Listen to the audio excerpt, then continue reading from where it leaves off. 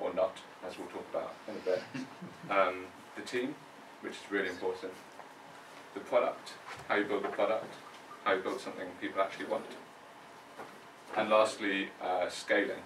So I got a bit carried away when I wrote the brief for this talk, and I thought we'd have finished fundraising and hiring a team and all that sort of stuff by now, which we haven't. So I'll touch on that briefly, but I can't quite tell you the full story yet. There should be plenty of time for discussion at the end, but feel free to just interrupt whenever with a question or a comment. That would be great. So the story begins a few years ago, with a slightly younger me trying to play the piano. I got slowly better over time, as I'm still not very good. But the point is, I was really immersed in music from quite a young age. And although I hate the word passion, it's really been a big part of my life. And that's been quite important. Now, at around the same time, there was a guy called James McCauley here, who I hadn't met yet. He was doing much more impressive things. He was playing with national orchestras, televised concerts, all sorts. So, I did computer science, and as I got towards the end of my degree, I was obviously wondering what to do next. I knew I wasn't really cut out for research, despite what Sagar's mentioned already. I wasn't sure about working in a big corporate firm, but I'd always assumed startups were really hard to just do straight out of university. I mean, where do you begin? You know, you've got no money, you might have an idea, but you don't know what to do with it. So I was really lucky when I came across, I think it was a flyer actually, for this program called Entrepreneur First. So it's an organisation based in London, and I'd heard of accelerators before, so people that just give you money and sort of help incubate startups. But EF are quite different. So what they do is they place themselves before other accelerators, and they take people on based purely on talent. So they take you before you've got an idea even, or a team, and they take you through that whole process. So I thought it sounded great, and I applied, and after a few quite grueling interviews, somehow got through. Which should have surprised me, because I wasn't really a sort of businessy person. I hadn't studied business at all. I'd just done tech, but fortunately that was all they cared about. So just to explain kind of how the program works, especially if you've got an idea of other accelerators like Y Combinator. EF give the company £20,000 spread over about 5 months. Google tells me that's about 200,000 krona. And they take 8% of the company. That might seem like quite a lot, but bear in mind this is pre-idea, so it almost feels like a moonshot, you know. Why not? You might as well go for it. So EF has 2 phases. There's a part-time phase and then a full-time phase. So over the summer, there were about 40 or 50 of us. At that point it was just in the UK, although it's now across the whole of Europe. We spent some time just getting to know each other, and it was great fun. So we went to Downing Street, where the Prime Minister, British Prime Minister is. There was of course a trip to Silicon Valley, all paid for, absolutely fantastic. But maybe more importantly, there was this process of what they would call lean team building. So some of you might have come across the lean startup approach, which I'll talk about a bit more later. But what EF tried to do is find great teams within a bunch of people by iterating really fast through different combinations. So what we did was, over the summer, we'd have 1 meeting a week, and over each week we'd work with a different person on a different idea and just see what happens, try to get something off the ground. And then we'd have a sort of a check-in meeting at the end of that week, see where we were at, possibly switch teams. And the idea was that by the end of the summer, we'd find one person who we thought were a really good match for. It was generally pairs, but some teams were 3 or more. So after that we hit September, October time, and then the full-time part of this program began. So by then most people had found someone to work with, and they had a rough idea of what they wanted to do. So this was when I met James. So I met James over the summer. We realised we had this sort of great connection through music, and quite a complementary set of skills. So after trying out some other unsuccessful ideas, we started building Encore. So yeah, go for it. At that moment, had you done any research for the market? Do you know that your idea kind of had a market potential, or did that come later? So I think I'll cover that in just a sec. Okay. But please tell me if I don't. Yeah. Yeah. So just to tell you, quickly what Encore is. We've seen that the internet's revolutionised a whole bunch of industries, right? So business people, or everyone actually, has LinkedIn. Developers have GitHub. Designers have Dribble. But we couldn't see anything out there for performing musicians, particularly classical musicians, which is what our backgrounds were in. And we really wanted to change this. So we'd seen a pain point when we'd been at university in the classical music world, that musicians didn't have any way to represent themselves online. And that also meant it was really hard to find musicians for things. So in particular, if you were arranging a concert and you needed 3 more violins, there was no way of finding them. You just had to phone up your friends, go through lists of people. It was really difficult. So this was sort of how we initially found that market, although we hadn't proved that it was a good one at this point. But I think we were quite fortunate to be our own users in this respect. So we knew about the problem because we'd experienced it ourselves, and that was really lucky. So just thinking a bit more generally about sort of ideation, as people call it, so coming up with ideas. I think there's a bit of a myth that you have to kind of go into a slightly darkened room and just think through it until you come up with your plan for world domination. And that's really not true. I mean, it might be in some cases. Maybe if you have some really unique research, but in 99% of startups, ideas don't just happen like that.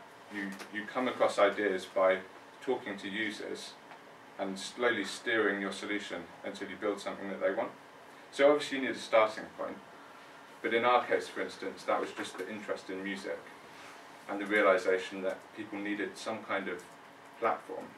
But it didn't mean we had to sit down and sort of plan out what we were going to do over 6 months and build this sort of intricate model of how it would work.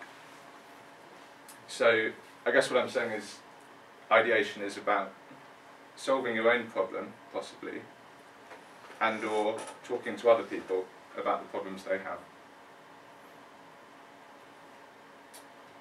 So obviously we wanted to build some solution to this problem for musicians. So we built a really sort of rapid prototype. MVP stands for minimum viable product. So the idea is you want to build something fast and just see if anyone actually wants to use it. Because the #1 reason startups fail is that they build something people don't want.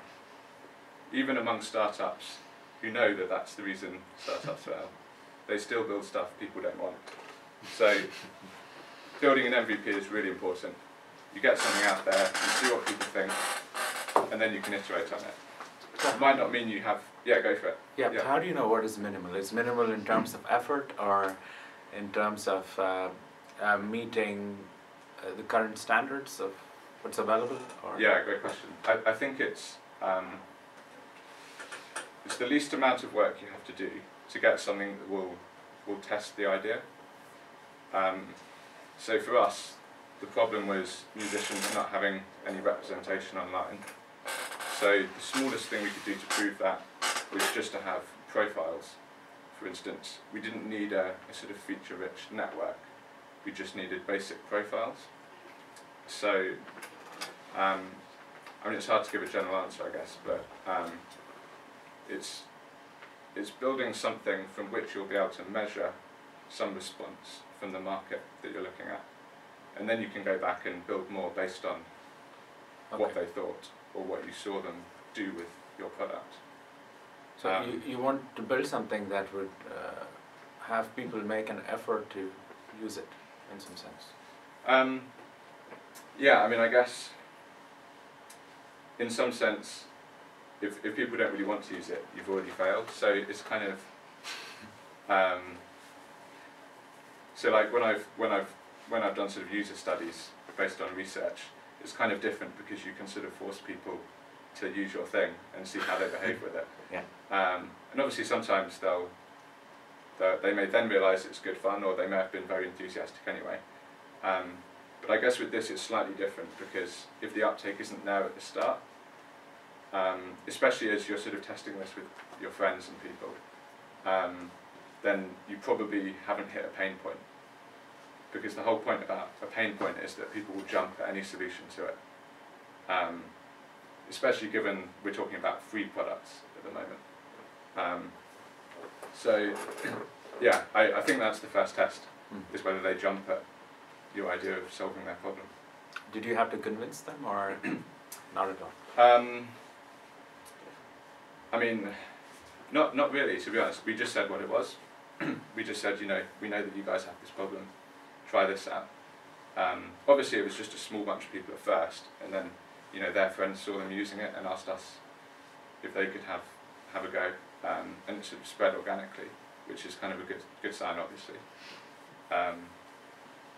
But yeah, I mean, I don't know. Obviously, you shouldn't give up straight away, but you should see people adopting it because they really want to. I think that's quite important. Yeah. So I haven't really shown you what we've done. So this isn't actually the very first version, but what we did was we basically built a sort of LinkedIn for musicians at first. So we had profiles for musicians, showing what they'd done. There's sort of education further down, bits like that. And we had groups, which is basically the same page, you can probably tell, so not a huge amount of work. And we also had concert listings, which we didn't do straight away, but it came quite soon after. So we had this sort of basic network of the music that was happening, where we launched, which was at Cambridge, where we'd both been at university. And this happened, which was amazing. So we quite quickly hit a sort of close to saturation point for the musicians within the university. So that was the kind of signal that we might have hit upon something that was working, that people actually wanted. So this was all in 1 month. So I'm sure we did lots of things wrong, but I was sort of reflecting on why this did work. So I think these are the most important things. So as a team, we understood the problem we were solving because we'd had it ourselves. And I know that's not always the case with all startups, but really understanding the problem is just the most important thing. If you don't have that, you really won't get anywhere. We also sort of understood the domain, so the general area, so we knew our users quite well, we talked to them lots, and we sort of understood how they operated. And lastly, we sort of had the right skills to be able to just build this solution really quickly and just throw it out there and see what happened. We didn't have to kind of draw up a specification, send it out to developers, wait for them to get back to us. And that was really crucial because we couldn't have built fast on this basic product if we didn't have some of those skills ourselves. Yeah. So at the beginning here, you were iterating the product, your online web portal, like every week, and changing and improving it based on your feedback, or? Yeah, I mean, we push live code every day, and we still do sometimes, which isn't always a good idea. I guess we try and change major features every fortnight, every couple of weeks maybe. So we'd often do a whole batch of user interviews, so just offering to buy people coffee in return for their time, and then we sort of stack up all the feedback we got and try and make a bigger improvement every 2 weeks after that. But you can go even faster. That was just how it worked out for us. Yeah. So I want to think just more generally about kind of teams and finding a co-founder, because this is kind of my first bit of advice for people who want to build a startup. And not everyone will agree with this, and I've learned that sort of the culture of work in Norway is a bit different maybe to what we have in London. But I guess these are my thoughts based on working sort of full-time on a startup. So I think there are three really important reasons to have a co-founder. One is just that it's a lot of work and it's really hard if you're going it on your own, just from a practical point of view. The second thing is that if you're working full-time on startups, it's a real roller coaster, and you just need that sort of emotional support almost. You just need someone there so that when you're having a bad day, they can carry it forward, and vice versa. And it sort of almost sounds a bit silly just talking about it, but that really is true.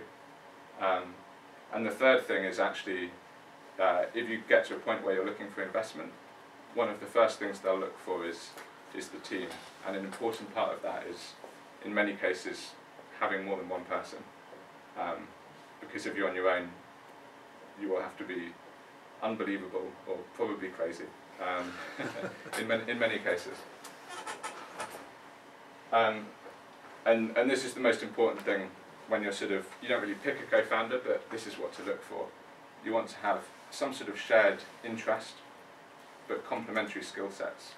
So in our case, we were both really keen musicians, but whereas I was sort of a back-end type developer, James is very much a product-oriented person, a designer.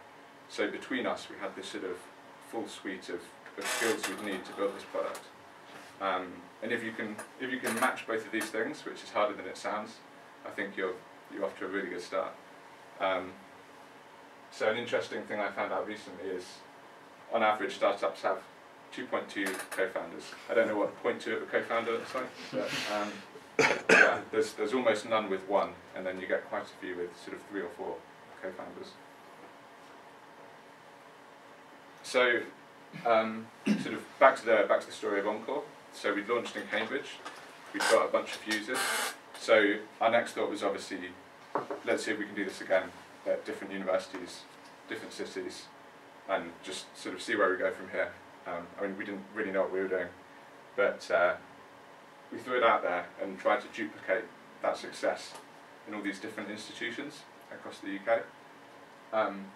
So if you're familiar with the Facebook story, it's a bit like what they did, kind of spreading through different colleges.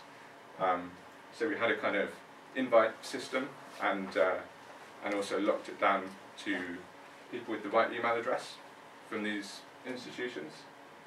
And it turned out to be kind of quite clever, though we didn't realise it at the time, because making something that's exclusive in this way gives this perception that it's more valuable, and it is kind of a known psychological thing that's been studied. If there's restricted access, people will value it more. So we had a really good response from these colleges. Not quite as good as Cambridge, because we weren't focusing all our time on one place. But we targeted student musicians, and they really took to the product quite quickly. So through all this time, all we were doing was coding and talking to the users, and that's all we did. Sorry. Yeah. Question. When you say users, do you mean providers or people who would go and then hire musicians? Yeah. So at this point, it was just a network. So it was just musicians. Yeah. So we would just look at who signed up recently, send them an email, offer to buy them a coffee, and just talk to them and get their thoughts. Yeah, but I would guess it's higher challenge actually to get people hire musicians than actually getting musicians to sign up and to be a part of the network. Yeah, it definitely is. Yeah. So at this point, we hadn't quite moved into that area and doing it as a marketplace. So I'll mention that in a second. But yeah, that's much harder because you have to just call people up out of the blue, and they don't know who you are, they don't know whether to trust you. So it's much easier talking to musicians because they'd already seen the site and they sort of liked what we were doing anyway. But yeah, I think I'll cover that a bit in a minute. So yeah, this went quite well, and we got a few more users. The aim is to get a sort of exponential graph of whatever you're measuring. So in this case, it was just the number of users, which perhaps wasn't actually the best metric looking back. But we managed to get towards this sort of hockey stick type shape, which is what everyone talks about in Silicon Valley, having a hockey stick graph. It's a bit funny here because this was that month in Cambridge, which was particularly good, and to be honest, we're still trying to replicate that elsewhere.